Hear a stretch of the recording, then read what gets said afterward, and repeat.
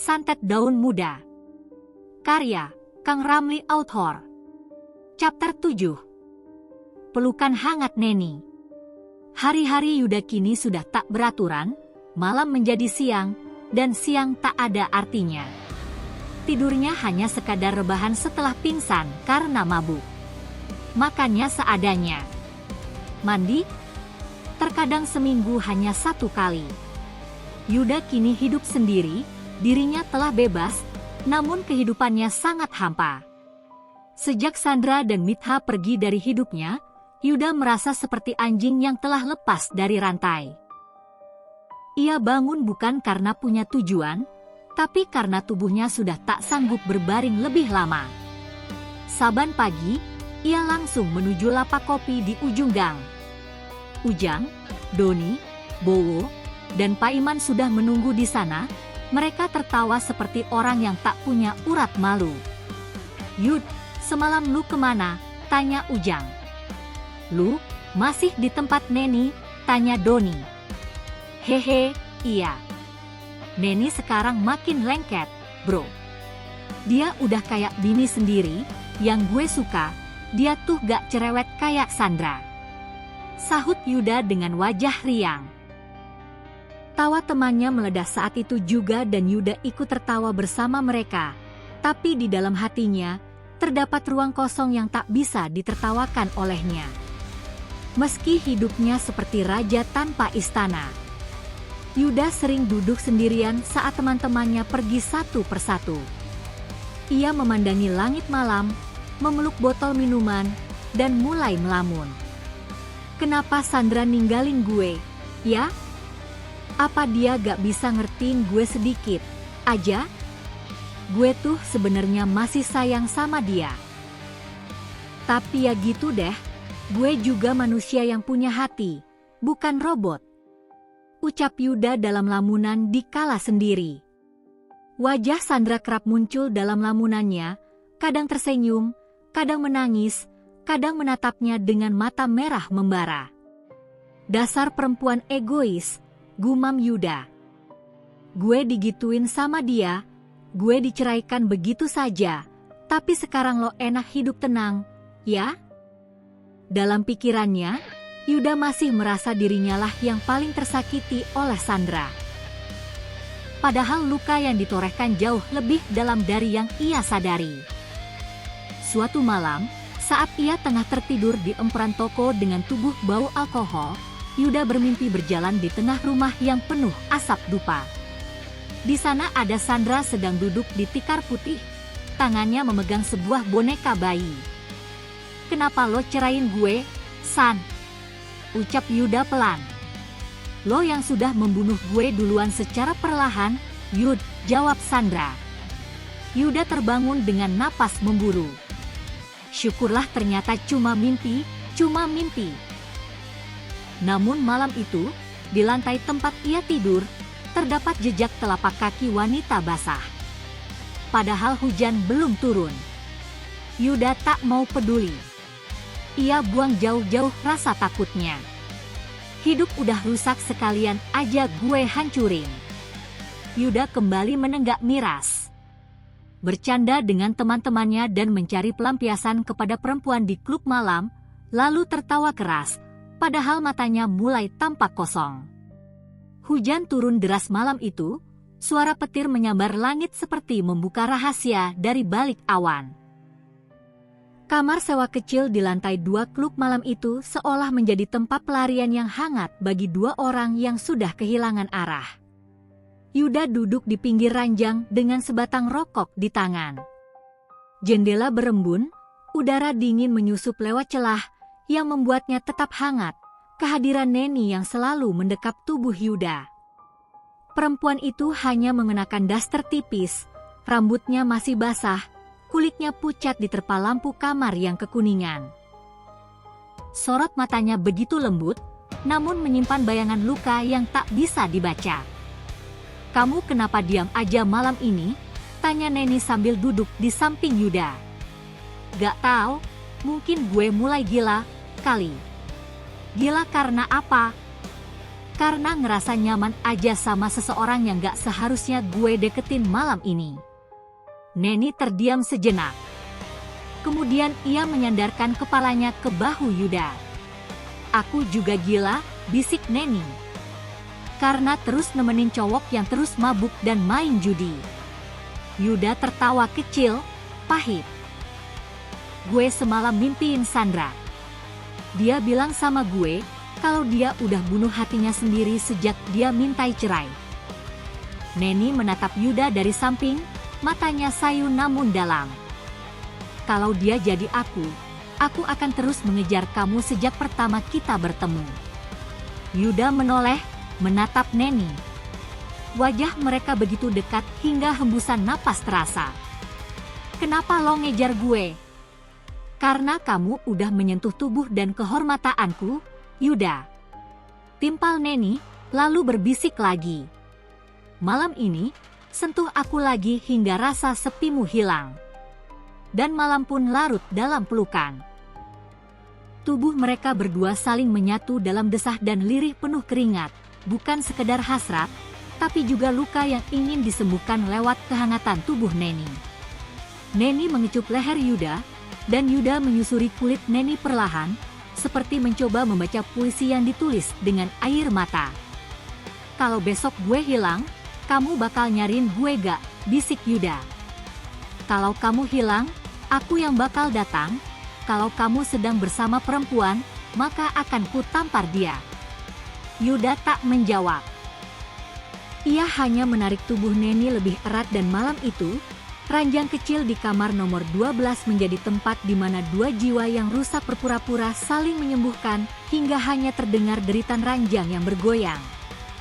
Sinar remang dari lampu kamar akhirnya padam, tapi hasrat di dalam tubuh Yuda dan Neni masih menyala dan menggebu-gebu. Malam terasa begitu panjang, namun tubuh mereka tak pernah letih dan terus bercinta. Cinta? Tidak. Ini bukan cinta. Ini adalah pelarian dua jiwa yang kelelahan dalam menghadapi kehidupan yang kelam. Tubuh mereka saling beradu, suara rintih dan desah menjadi simfoni gelap dalam kamar bernomor 12 itu.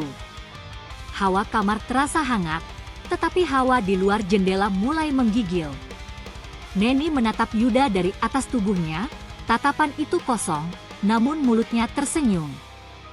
Kenapa kamu gak pernah bosan menyentuh aku, Yuda? Yuda menarik napas dalam. Karena cuma di saat begini, gue bisa lupa kalau gue udah kehilangan segalanya. Ayo sayang, kita lanjutkan lagi.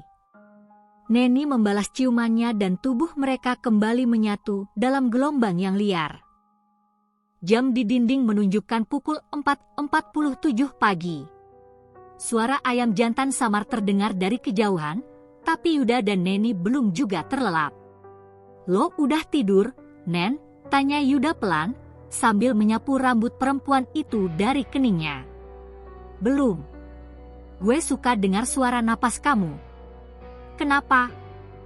Karena gue cuma ingin tahu, kalau suara itu masih ada sebelum nanti hilang.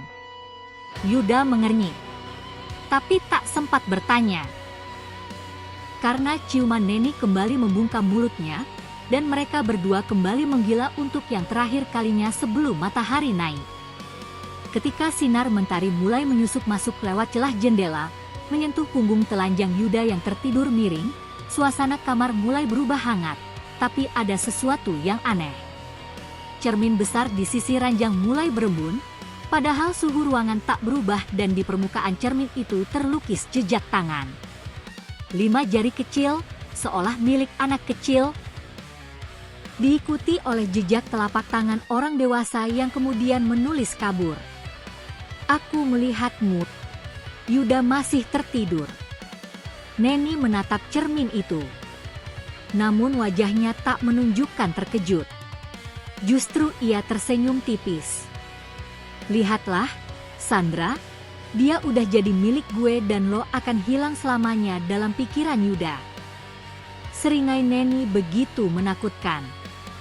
Neni bangkit pelan, mengambil selembar kain putih dari dalam lemari dan menutup cermin itu dengan lembut, seperti menutupi mayat yang belum dikubur.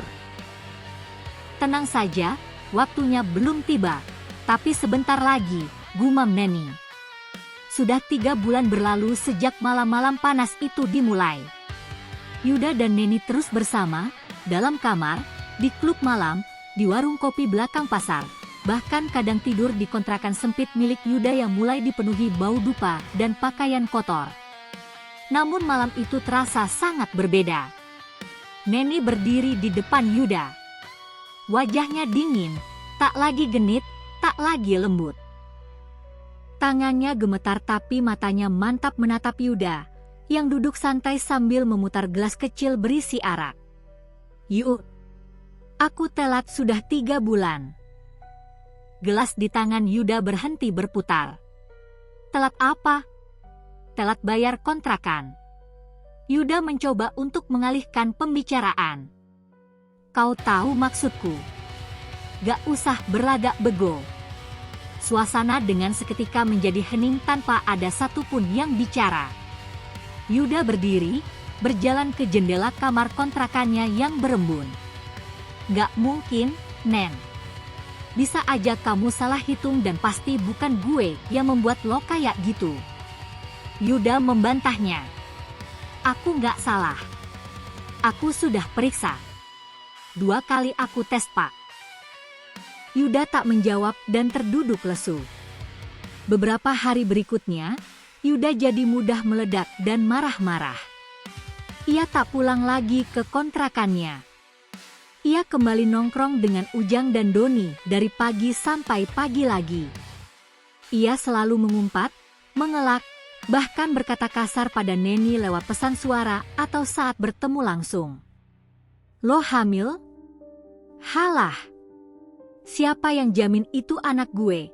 teriak Yuda yang terus mengelak. Pesan suara itu tak dibalas oleh Neni, tapi malamnya Yuda bermimpi lagi. Dalam mimpinya, ada bayi yang menangis dalam sumur tua.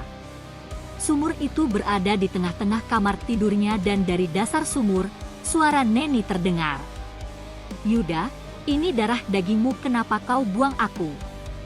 Yuda terbangun dengan leher basah penuh keringat.